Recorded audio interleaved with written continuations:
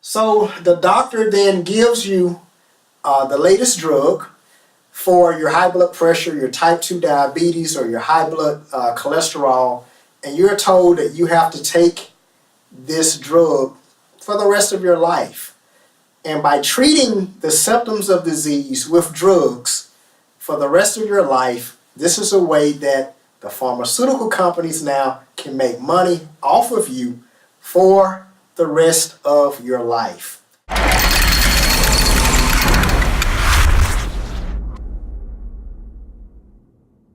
Don't misunderstand me. Drugs can be very beneficial. When it comes to life-threatening situations, medicine is the best. You know, the smartest doctors are emergency room physicians. They save lives every day, and without drugs, those lives could not be saved. They see knife wounds, gunshot wounds, poison snakes, poison spiders, and animal bites. They see victims of automobile accidents, all of which can be life-threatening, and drugs help greatly in these type of situations. But most people, when taking drugs, are not in life or death situations. Drugs are good for pain and short-term recovery, but when you start having to take them for the rest of your life, usually due to poor diet and lifestyle, in my opinion, it is unnecessary. But doing this does not come without consequences. It may seem innocent in the short run, but in the long run, there is a cost to be paid.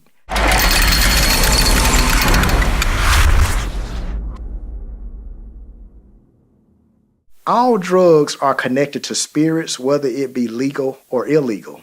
This is something you won't hear your doctor talking to you about because they are not spiritually educated as me, and it's not taught in school. What I mean by all drugs being a spirit is when you take or use a drug, the spirit of that drug enters your body and causes you to act or interpret things differently than you would if you did not take it. Anything that can affect your thinking, hearing, seeing, feeling, touching, or your five senses is now affecting your spirit. For example, I have family members who use clean English language while sober, but after taking one sip of alcohol, they start to add cuss words into their grammar. They begin to tell you how they really feel about things because the spirit of alcohol makes them bold enough to speak words that they would not if they were sober. But that's what the spirit of alcohol does. You know, I had friends when I went to college who were very intelligent while sober, but after smoking marijuana, they thought of and saw things that were strange. Things like seeing ghosts, hearing voices, and things of like flying to the moon. But that's what the spirit of marijuana does. You think, say, and hear things that are not natural or not in this physical world.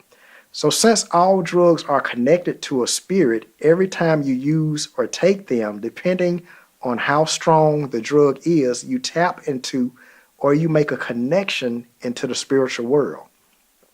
Now, most people probably think this only happens with illegal drugs, but this also occurs with legal prescription drugs and over-the-counter drugs as well, and many think it's innocent.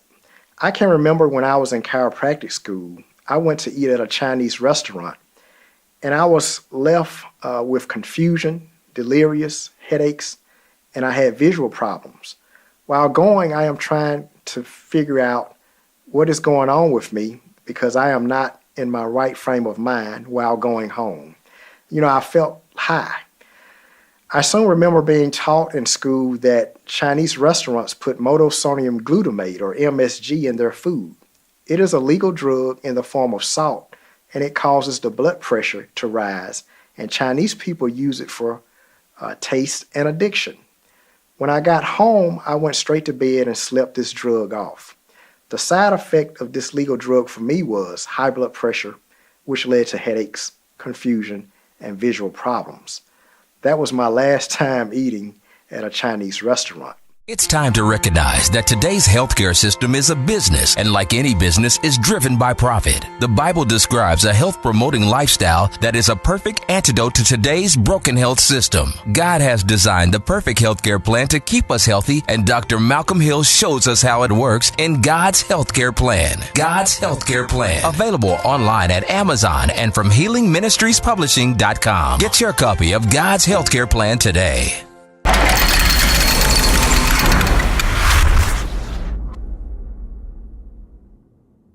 Let's say you and your spouse are having problems, and instead of seeking Jesus and godly people for advice, you seek a psychiatrist. After talking to them for an hour, they tell you that you are depressed and you need to feel better. They tell you that they have something that will make you feel better, and they hand you a drug called Prozac. The FDA has approved it, and many people with your condition use it. They tell you, when you're feeling down, it makes you feel better. You say, okay, it seems innocent. After all, my doctor is giving it to me. But what you do not realize is when the psychiatrist introduced you to Prozac in their office, they were also introducing you to the spirit of Prozac. And the spirit of Prozac is going to introduce you to the spiritual world. And soon you will be having scary dreams, hallucinations, and hearing voices. These voices are not the voice of God, but of the spirit of Prozac. These voices will tell you that nobody loves you. They will tell you even how to harm yourself or your spouse.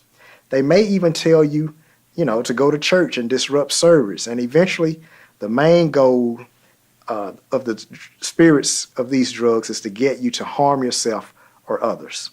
This type of situations happen many times a day in this world, and pharmaceutical companies play a big role. In fact, the word pharmaceutical comes from the Greek word pharmakon, which in the Greek means the practice of sorcery and witchcraft.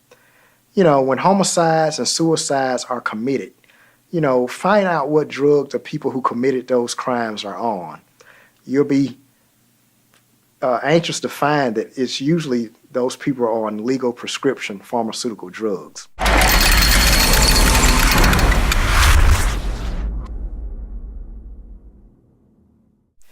It's common for patients to tell me that they had spiritual encounters after taking a legal drug. Many of my patients have taken Vicodin. Some of my patients have told me that after taking this medicine, they saw the devil in the bed. One heard a voice telling him to hurt himself. One could not sleep because the bed was shaking and he thought the devil was after him. Vicodin has an ingredient in it called codeine, which is a derivative of cocaine. In reality, it's a legal form of cocaine, and it gets you high, and it can become very addictive. This is why many people get addicted to prescription pain pills. This is also why we have to be wise and look out for traps that the devil can set up for us to get addicted, and many times our doctors can play a role in this. I see patients who take muscle relaxers. One is called Flexeril. Some spiritual side effects of this drug are abnormal thoughts, dreams, hallucinations, depression, and disorientation. Even high blood pressure, diabetic, and cholesterol pills can have spiritual side effects causing depression, nervousness, and anxiety. And they put you on these prescription pills, and many times on the bottle it will read that these are possible side effects. Now you may ask, Dr. Hill, did these patients really see, hear, or experience those things? The answer is, in the spirit, yes, they did. It was a reality to them. This is why at many liquor stores you see on the signs, spirits sold here. Even the stores that sell alcohol know that they are selling you a drug that is going to connect you to a spirit. This is why we see people who are killers, molesters, arsonists, robbers say that they heard a voice tell them to do it, or they felt like something was controlling them. Sometimes they will have all this in common because they are usually on drugs, and most are on legal drugs. They all have this in common.